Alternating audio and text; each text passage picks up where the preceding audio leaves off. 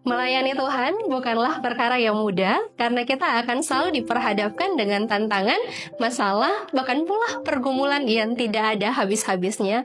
Oleh karena itu, sangat dibutuhkan orang-orang yang kuat dan juga tahan banting untuk dapat menjalaninya. Karena jalan yang harus ditempuh kadangkala menyakitkan, menakutkan, dan juga melelahkan. Oleh karena itu, saudara-saudara, ketika kita mau melayani Tuhan, maka fokus kita adalah harus untuk menyenangkan hati Tuhan dan bukan menyenangkan hati manusia.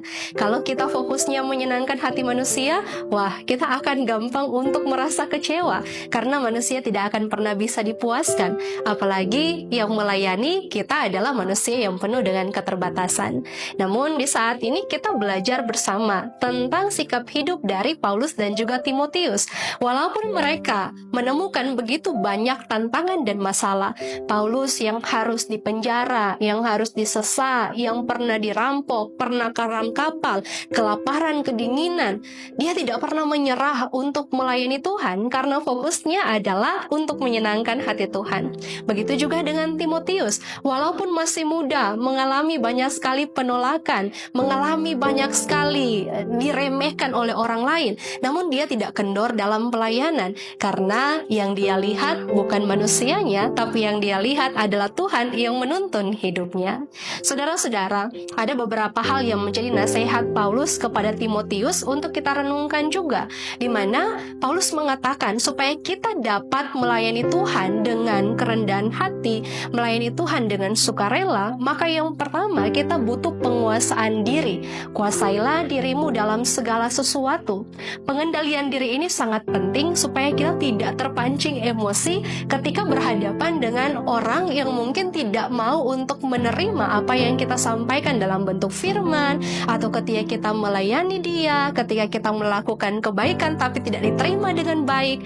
Penguasaan diri ini akan membawa kita supaya tetap tabah, tetap dapat menjalani semuanya itu dengan hati yang lapang.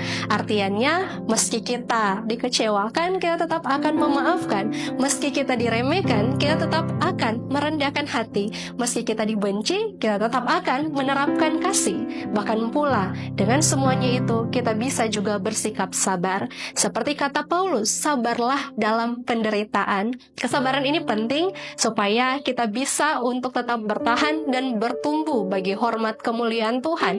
Kesabaran adalah salah satu juga seni dalam sikap hidup manusia supaya tidak gampang terpengaruh oleh situasi. Kalau kita mau menjadi orang yang sabar, maka kita akan berpikiran dingin untuk merespon segala sesuatunya dengan bijak. Kemudian yang ketiga adalah tetap mau menunaikan dan mengerjakan apa yang menjadi panggilan pelayanan kita.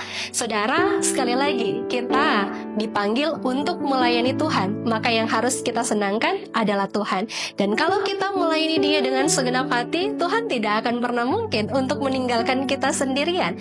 Jerih payah yang kita lakukan di dalam Tuhan tidak akan pernah berakhir sia-sia. Maka lakukan yang terbaik, walaupun kita tidak dianggap oleh orang lain, tidak mengapa, karena Tuhan yang akan menilai, Tuhan yang akan menghargainya. Dan apa yang kita lakukan, sekali lagi, untuk mendatangkan hormat bagi kemuliaan nama Tuhan. Lakukan kerja pelayanan kita dengan rendah hati, dengan sabar, sambil menguasai diri dalam segala hal. Dan jangan lupa, lakukan yang terbaik bagi hormat kemuliaan nama Tuhan. Tuhan memberkati kita semua. Amin.